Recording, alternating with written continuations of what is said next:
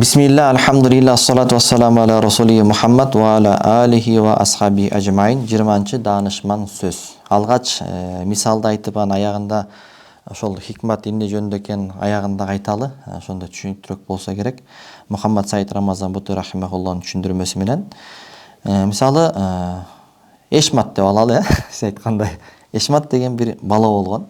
Кечээ күнү эле адашкан, Кудай Тааланын жолунан адашкан, Кудайдан жөө качкан, дин дегенде мындай бир аллергиясы кармаган бир адам болгон да. Кийин анан акырын Кудайым бир хидаят берип, динге келип баштады. Ошентип Кудай Тааланын көкүрөгүн исламга ачты, Кудайдын буйруктарын үйрөнө баштады, өкүмдөрүн аткара баштады, диндин негиздерин аткара баштады, намаздарын окуп, орозосун кармап, мүмкүнчүлүк болсо ошол зекетин берип, ажылыгын кылып, колдон келишинче парыздарды аткарып, арамдан тыйылып баштады. Кечээ күндөр адашып жүргөн ошол Эшмат деген бир тууганыбыз. Буга чейин шайтан бул Эшматты адамды жок кылып ийе турган чоң күнөөлөр менен кыйратып жүргөн эле да. Арак ичирип, чектирип, бузук жолдорго бастырып, арам жол менен аны ойрон кылып келаткан эле. Ошентип Кудай Таалага жүз буруп, диндин чегарасына кирип кеткенден кийин шайтандын Эшматка карата мурдагы тактикасы өтпөй калды. Бирок миссиясы болбой эле тигини жолдон азгырыш керек. Анан эмне кылат? Шайтан аны экинчи тактикага өтө баштайт. Экинчи бир жолго өтө баштайт. Ал кандай? Эми васваса берип баштайт. Буга чейин эми базар жок, адашкан бир байкуш элең. Азыр карачы, кандай даражага жеттиң. 5 убак намазың өз убагында, каза кылмай жок. Рамазан айын орозосун жылда калтырбай тутуп атасың. Күнөөлөрдөн алыс кылып, досторуң карачы, тиги досторуң. Бай жүрөт баягында эле сабына барып, ичип, жегип. Алардын алдында сен деген вообще таптазасың. Алар эмне ылай. Сен деген туп-тунук булаксың. Карачы деп, сен Алла Тааланын бир досусуң, олуясың деп ушундай бир тактика өтөт экен дагы баягынан. Деп баштайт экен да. Өзүнө өзү тан берипчи. Шайтан ушундай бир кууда, тактикасы ушундай катуу экен да. Ошентип буга чейин кандай чоң күнөө менен Эшматты ойрон кылып келаткан болсо, андан дагы чоңураак күнөө менен кайрадан ойрон кылып баштады. Алла Таала Кур'ан-ы Каримде күнөөлөрдүн ачык күнөөлөрдөн дагы көзгө көрүнгөн, анан батинул исм көзгө көрүнбөгөн күнөөлөрдөн да сактангыла дейт го. Ошо көзгө көрүнбөгөн күнөө ушул да. Рия, эл көрсүн, текеберлик, ожуп, мен кыйраттым деген сезимдин күч алып кетүүсү, ушул ички күнөөлөр да. Мына ошол ойрон кыла турган чоң күнөөгө Эшматты түртүп койду. Бул шайтандын тузагы, орусча айтканда ловушкасы, ошол Кудай Тааланын олуяларына ушул тузакты коюп адаштыранга аракет кылат. Эгерде бул тузакка түшүп кала турган болсо, анда андай адамдын ибадаттары абага сапырылган кум сыяктуу эле текке кетип калат дейт. Абдул-Кодир Гейланиге баягы ысыкта, орозо мезгилинде жанакындай сууларды, банан-санандарды көзүнө көргөздүрөт го. Ал жебей коет го, ичпей коет, жебей коет. Дагы азгырыктарды кылат түрлүү. Анан Абдул-Кодир Гейлани азгырылбай коет го. Анан кайыпта үн менен сүйлөйт го шайтанчы. Илимиң менен, билимиң менен кутулуп кеттиң менден дегенде. Жогол, лаанатка калгыр. Алла Тааланын фазилети менен да. Ооба мен илимим менен, билимим менен деп койсок, кайра эле эмнеге түшүп калгантат? Өзүн өзү таңыркоо, ожупка, өзүн өзү тан берүүгө түшүп калгантат да. Ошого көрдүңүзбү? Шайтан ошондой бир жол менен Эшматты азгырууга аракет кылат дейт да. Сен деген болду, олуялыктын чегине жеттиң. Эми ушул жерде Ибн Атойл айтып атат, шайтандын васвасасына каршы. Мен Аллага жакындоонун чегине, чокусуна каяктан жеттим? Мен эми гана эшикти ачып туруп, финиш биякта турсун, эшикте старт дегенде Жаңыдан эле 1 2 3 деп жаңа алгачкы кадамдарымды эле кетип баратам мен. Финиш старт мага аякта. Стартта эле мен финишке али канча мага деп айтып атат да. Мына мен намаз окуганы менен таксир, кемчиликтин деңизинде сүңгүп кирип кеттим. Болгон мүлкүм, капиталым парз намаздар гана, парз орозолор гана. А менде каякта нафил намаздарым жок. Эртең мененки чашке намазым жок. Пешимден кийинки нафил намаздарым жок. Тахажжуд намазым такыр эле жок. Тоба намаз жок, ал намаз жок. Нафил орозолор жок. А 5 убакыт намазым ошол парзым бар деп сүйүнгөнгүндө да 5 убакыт намазым парзымда хушу жок. Чака чайнекти эстеп, жумушумду эстеп, ар кайсысын эстеп атып, кантип намаз окуганымды да билбей калам. Андыктан мен эч кыйратканым жок. Мен каяктамын? Алла Тааланы эстеп соккон жүрөк менде жок. Алла Таала арам кылган нерселерден мен толугу менен алыстап кеткеним жок. А мен итаат кылганы менен ошол кичинекей итаат ибадаттарым Алла Тааланын океандай болгон неаматтарына салыштырганда ал чаңга дагы арзыбай калат. Мен ошол жолго жаңыдан эле түшүп, ошол тизелеп 4 аяктап кетип бараткан адам сыяктуу элемин деп баягы шайтанга каршы Ибн Ато эле жооп берип жатат да. Ошондой ой келсе, сен шайтанга ошондой деп жооп бер дейт. Ошого айтып атат да. Ма арадат, мен хикматты окуп коелу. Ма арадат химмату саликин ан тaqифа индама кушифа лаха илля ва нададху хаватифул хакиқа аллади татлубу амамак дейт. Ошентип Алла Тааланы табам, Аллага жетем деп ыйман, ислам жолуна түшкөн адам бир мартабага, даражага жетип, мен жакшы эле болуп калдым окшойт, алхамдулилла деп калган чакта кайыптан акыйкат үнү сага мындай деп жар салат дейт. Аллази татлубу амамак. Сен талап кылган нерсе таякта. Сен бияктасың азыр. Сен талап кылган нерсе таякта. Жете элексиң деп айтат экен да. Качанынан Зайд ошол Эшмат шайтандын ушул тактикасынан, васвасасынан кутулганда, ошондонан эң баягы шариатта талап кылынган өрнөктүү кулчулукка жеткен болот дейт. Өрнөктүү кулчулук ошол да. Мен канчалык кулчулук кылбайын, кемчиликтерим толтура. Кудай алдында мен эч ким эмесмин деген сезимге келишчи. Ошентип мына ушул кулчулук сезими шайтандын тузагынан аны коргойт. Дагы итаат кылууга, Алла Таалага дагы көбүрөөк жүздөнүүгө, көбүрөөк орозо кармоого, көбүрөөк илим калкаларына барууга, зикир калкаларына барууга үндөйт.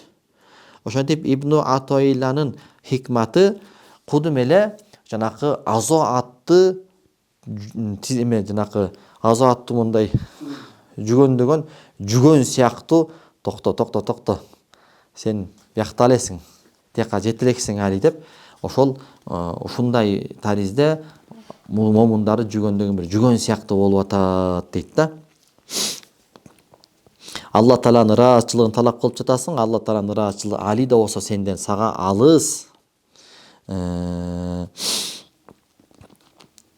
Ошентип анан дагы намаздын сүннөттөрүн окуп баштайт. Көп зикирлерди кылып баштайт. Куран окуп баштайт. Өзүнүн кемчилик келтирип аткандыгын сезип баштайт дейт. Ошентип таңда тахажжудка туруп баштайт. Дүйнөдө намаз окуганда ушул акыркы жолу намаз окуп аткандай бир намаз окуу абалына өтүп баштайт дейт.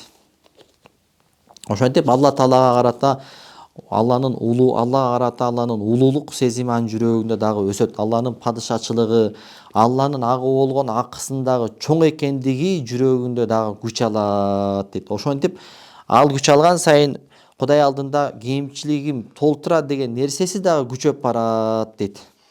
Ошентип Алла Таалага жакындаган сайын, динде бекем болгон сайын Алла Тааланын ага болгон акысынын чоң экендигин дагы билип баштайт дейт. Ошентип ушул абал адамда кайтыш болгонго чейин ушул абал адамды басыш керек дейт. Демек, бул жерде Алла Тааланын укугун өтөп коюуда чекке жетүү деген нерсе жок дейт. Эч качан Алла Тааланын укугун толук өтөп койдум, акысын толугу менен берип койдум деп мындай бир расслабуха болуп, өзүнө өзү бир тан берип кала турган чек жок дейт. Эгерде ошондой чек болгондо, анда пайгамбарлар ошол чекке жетмек дейт. Олиялар ошол чекке жетмек дейт. Бирок Алла Тааланын ошол акысын ким өтөп бүткөн, качан жана кандай өңүттө дейт. Аллага карай сенин жүздөөнүң Алланын айкөлдүгү менен, Алла Тааланын товфик берүүсү менен болот. Алланы эстеген сенин тилиң Алла Тааланын сага берген белеги дейт. Ошол тилди да Алла сага берди, мүмкүнчүлүктү Кудай Таала берди. Ошол Кудайдын улуулугун көргөн көз алда Кудайдын берген белеги. Акыйкатты уккан кулагың Кудайдын берген белеги. Акыйкатка баскан бутуң Кудайдын берген белеги дейт. Мунун баардыгы Кудай Тааланын сага кылган ихсаны дейт. Рүкү сажда кылып аткан энергия, күч, кубат да Кудай Тааладан берилген белек. Сен садака кылып аткан байлык дагы Алланын берген белеги. Аңдап түшүнүп аткан акылды дагы, идиректи дагы Кудайым берип атат. Мунун баардыгы Кудай Тааланын белеги дейт. Демек, пенде Кудай Таалага жакындаган сайын ушул Кудайдын белектерин колдонуу менен кайра эле Кудайга болгон карыздарлыгы күчөп баштайт да. Мисалы, бирөө сага жакшылык кыла берсе, жакшылык кылган сайын ага болгон сенин мындай бир руханий карыздарлыгың күчөй берет да. Мындай ошончолук мындай ыраазы болуп, ошого бир как будто өзүң бир должный болгондой эле мындай руханий немең күчөй бергендей эле Кудай Тааланын сага жакшылыгы күчөгөн сайын, Кудай Тааланын сага жакшылыгы күчөгөн сайын Кудайга болгон сенин мындай бир немең дагы, милдетиң дагы күчөп баштайт дейт да. Демек, ушундай пенде анан кантип өз нафсисин Кудайдын укуктарынан, Кудайдын неаматтарынан эркиндикке чыгара алат дейт. Мен кемчиликсиз Кудайдын акысын берип койдум деген даражага кантип жете алат дейт. Жаңы эле мусулман болгон жаңы эле иман, исламды үйрөнүп, динин практика кылып жаткан адам Алла Тааланы таанып баштаганда, ага жүздөнүп буйруктан аткарып баштаганда, балким ушундай ой келиши мүмкүн дейт. Бирок бул ой келгенде жанакындай экен да. Андай эмес. Кудай Тааланын буйругун сен эч качан өтөп бүтпөйсүң дейт. Ол илаж аллади яжиба яхуда хада шахс бихи нафсаху. Демек, жаңыдан эле намаз окуп баштаганда ушундай ой келип калса, анын илажы, дарысы хуал ихтимам би зикрилла, Алла Тааланы көп эстөөгө маани бериш керек. Ва тааммул фи сифатихи, Алла Тааланын сыпаттарын ой жүгүртүүгө маани бериш керек. Ва ихсан аллади яфиду илал абди мин Аллахи азза ва жалла, Алла Тааладан пендеге келип аткан жакшылыктарды көбүрөөк ойлонууга маани бериш керек. Ва би ибаратун ухра, өтө маанилүү нерсе бул. Башкача айтканда, инна илажа ятамассалу фил иqbal ила ма'рифатилла. Жаңыдан намазга келдиң, кичине кыйратып коюп, мен кыйраттым, жүрбөйбү тигилер, ичип коюп, эми болсо Кудайга шүгүр намаз окуп атам, таптазамын деген сезим келип баштадыбы сага дейт. Сен Алла Тааланы таанууга жүздөн дейт, ошол дарысы дейт. Кандай өңүттө таанууга десе, мин хилали диросати бухусул акида сабагын жакшылап окуу аркылуу Алла Тааланы таанууга жүздөн дейт. Акида сабагын окуу аркылуу Алла Тааланы таанууга жүздөн. Акида сабагын да кайсы ыкма менен десе, бит торикотул Кур'анiyya дейт. Курандын ыкмасы менен дейт. Аллати яслукухал улама роббанийюн, роббани божественный алымдар түшкөн Курандын ыкмасы менен акиданы оку дейт. Ла бит торикотул фалсафия аллати ялтaqi алейха al-mujadilun ва ушакул мубараятул каламия, жанакы калам мутакаллимдер түшүп алган жол менен эмес дейт. Мутакаллимдер түшүп алган жол кайсы? Даур, тасалсул, эми окуп атабыз, аны жамандабайбыз. Бирок ал жолду башта Мухаммад Саид Нурси рахимахулла дагы Курандын жолу андай эмес дейт. Андай эмес дегенде бул шариатка каршыбы? Каршы эмес. Мухаммад Рамазан бут айтмакчы силах дейт, бул курал дейт, муфида дейт, пайдалуу дейт, мулжима дейт, ооздорун жаап тизгиндеген дейт, кимдердин? Душмандардын, философтордун дейт. Бирок сунушталган вариант бул Курандын ыкмасы дейт. Муну Мухаммад Саид Нурси дагы сунуштайт, Мухаммад Рамазан Бути дагы сунуштайт, Ахмад Шариф Асхари да ушул методду айтат да. Ана жанагы акыйдадагы даур, тасалсул, анан бул алам хадис, анан хадис болгон нерсенин артында анан мындай турат, анан даур деп акыйдада эрежелерди окубадык белек. Ошол эрежелерди айтып барып, бир канча тепкичтер менен барып, анан Алланын бар экендигин далилдеп атпайбы? Ошону мисал дейт. Мисалы Саид Нурси рахимахулла айтат, балчыга суу керек болуп калса, тети тоого барып туруп, скважина менен бурт этип туруп суу чыгарасың дейт. Анан турбалар менен балчыга 10 километр суу тартып келесиң дейт. Мен жанакыларды, мен цифраларды мен өзүм коюп атам да, эмчи. Ал деле жакшы вариант дейт, суу жетет дейт. Уруксат шариатта болот дейт. Бирок орто жолдон бир турба жарылса, бияка суу жетпей калабы?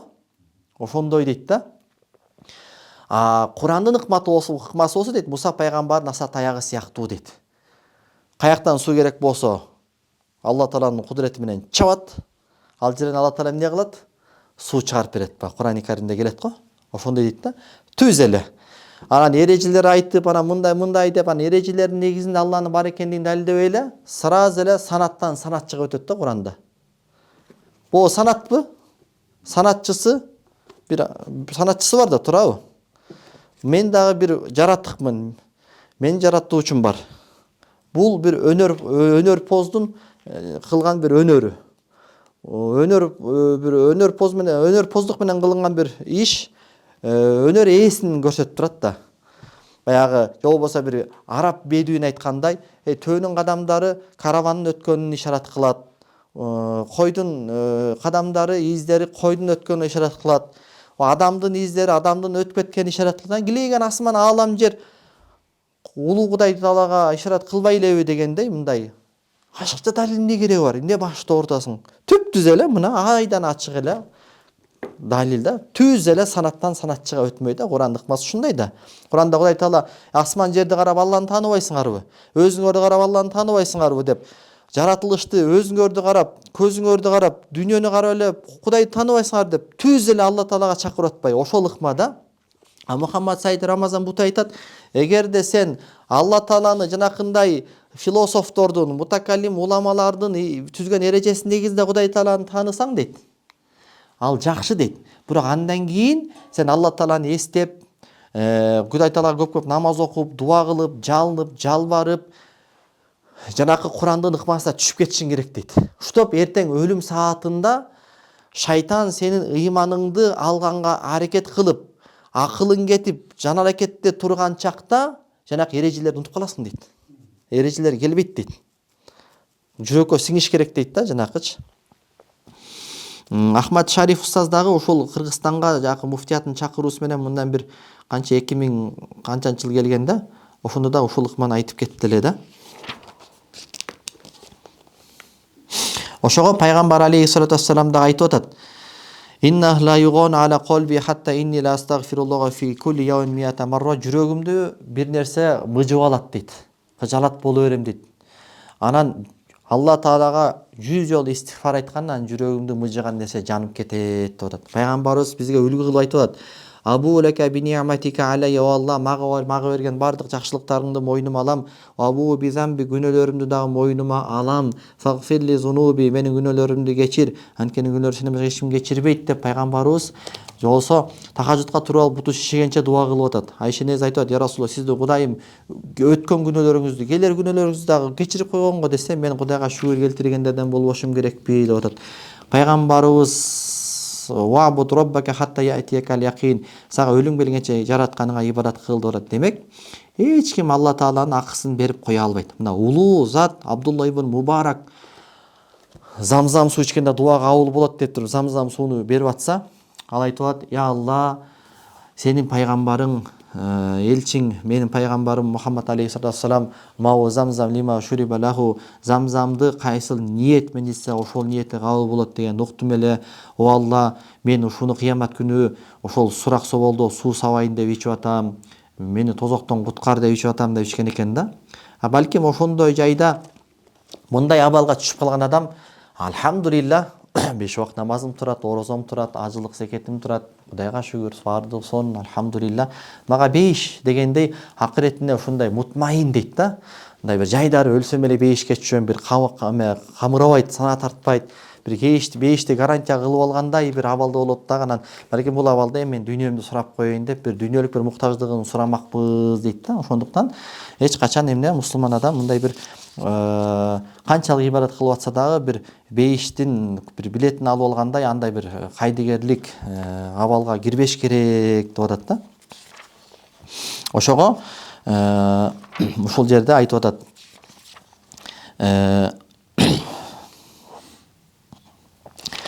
Күндөрдүн бир күнүндө дейт, мына жакшы окуяда, мунун атасы чоң оолия киши болгон да, 100дөн ашык 110го барып жетип кайтыш болгон да, өзү факих болгон, фыкты мыкты билген, анан суфи болгон. Балким муршид да болсо керек. Өтө Сирия аймагында таанымал алым болгон да. Рамазан Бутин атасы Мулла Рамазан. Рамазан Бутин өзүнүн аты Мухаммад Сайд. Атасынын аты Мулла Рамазанда. Анан Мулла Рамазан мен атам дейт. Күндөрдүн бир күндө мамлекетибиздеги чоң бир көрүнүктүү чиновник дейт, атама келип калды дейт. Атам менен ал адамдын ортосунда мурда кийин тааныштык деле жок болчу дейт. Анан атамдын кичинекей бир комнатасы бар дейт. Бардык адамдарды ошол кичинекей комнатасына эле кабыл кылат эле дейт. Андай эле фарфорешен үй жок болчу дейт да. Анан баягы адам баягы атамды мындай бир өтө бир ыйык киши көрүппү, мындай бир анан атама карап анан ушундай бир адаттагы элчиме баягы саламдарды жолдоп анан мынтип айтты дейт. Одуллаха лана я шейхи фанахну мукассирун. Шейх бизге дуа кылып койчу. Фанахну мукассирун. Биз Кудай алдында кемчиликтүүбүз. Кудай алдында касактарыбыз толтура дуа кылып койчу дейт. Десе атам дейт. Ага карады дагы хафажадун анта би каулика хаза. Ушул сөзүңдү сен чындап айтып атасыңбы? Шейх бизге дуа кылып койчу. Кудай алдында биз аябай кемчиликтүүбүз деген сөзү сен олуттуу түрдө айтып атасыңбы? Афамукинун анта би аннака мукассирун хаккон. Чындап эле Кудай алдында менин кемчиликтерим толтура деген якын сенде барбы? Ин кунта казалик фатмаин. Ва эгерде чындап ушул сөз айткан болсоң, анда сана тартпа дейт. Иля рахматилла ва саати магфирати. Эгер ушундай якынды болгон болсоң, анда сен Алла Тааланын зор кечириминин астында болосуң, Алла Тааланын мээриминде болосуң дейт. Мен Алланын алдында кемчиликтүүмүн, мен акмакмын. Ушулардын арасында эң эле ыпласы менмин деген сезимде чындап эле болгон болсоң, анда гарантия дейт, сен Алла Тааланын кечириминде болосуң дейт, Алла Тааланын мээриминде болосуң дейт. Аташку таксирука илайя, мага өзүңдүн Кудай алдында кемчилигиңди айтып, мага даттанасыңбы? Мага даттанасыңбы? Ман минна лейса мукассирун фи джамбилла. Алла Тааланын алдында кемчилик кетирбеген бизде ким бар дейт. Ол кайсы оли айтат мен Кудай алдында кемчиликтемесин деп? Кайсы муршид айтат мен Кудай алдында кемчилигим жок деп? Сен балким адамдарды мен тууралуу бул мулла молдо шейх деген угуп калсаң керек. Балким мен бу саждам жай намазымды көрүп, бу колумдагы теспемди көрүп, бу селдемди көрүп, мына сакалымды көрүп сен алданып жүрбө. Сен сага караганда менин абалымды жакшыраак деп ойлобо. Сен мага Кудай алдында кемчилигиңди даттанып келдиң. Ман минна гайра мукассир фи хакки илахина. Жараткан эгебиздин акысына карай кемчилик кетирбеген бизден ким бар? Ким бар? Бардыгыбыз Кудай алдында кемчиликтүүбүз. Деп анан менин атам баягы адамга Кудай Тааланын акысы канчалык пенделерине улуу экендиги тууралуу айтып баштады. Ал эми ошол Кудай Тааланын акысынын алдында пенде канчалык кемчиликтүү экендигин айтып баштады. Анан Кудай Таалага жакындаткан эң негизги нерсе ошол Кудай Тааланын ошол босогосунда өзүн мындай бир чын дилден кор экендигин билип сагалап турган пенде. Ошол Кудай Тааланын буйруктарын колдон келишинче өтөөгө аракет кылууга жандалбастаган пенде боло турганын айтты дейт. Мухин ушундай бир якын менен бияннахла аша умра дахри куллихи, эгерде өмүр бою ушинтип жашасаң дагы фаиннаху ла ястатия ада асгара жуз'i мин хукиллахи алейхи. Мен ушундай абалда азыр кандай намаз окуп, кандай сонун Кудай Таала кулчулук кылып атсам, ушундайды Кудай мага 100 жыл берсе, 100 жыл бойда ушундай абалда мен жашап өтсөм Кудай алдында, мен Кудайдын бир чаңчалыктагы акысын өтөп бүтө албаймын деген этикат менен жашагын деп осуят берди дейт да. Демек шайтандын мындай васвасасынан кутул дейт. Акыйкатка дале жете элексиң дейт. Анан хикматтын экинчи бөлүгүндө эмне деп атат? Вала табарружат лаху завахирул мукавванат илля ва нададху хакайкуха иннама нахну фитнатун фала такфур. Эгерде бул дүйнөнүн кооздуктарага жарк журук деп келе турган болсо, анда ошонун акыйкат жүзү эй биз фитнабыз, адашып кетпе, азгырылып кетпе деп айтып аткан болот дейт да. Демек көбүнчө ошол аалымдарга, кудамаларга, акыйкат жолдо жүргөндөргө караштуу хикмат болуп атат да. Мындай кудама болсоң, аалым болсоң, же бир акчаң менен Алла жолунда медресе салып ушундай кылсаң, мен кыйратып койдум деп азгырылып калба. Ошол жерде шайтан жанакындай азгырат. Кандай эле жанакы Зайд Ешматты мурдакы абалда азгыргандай.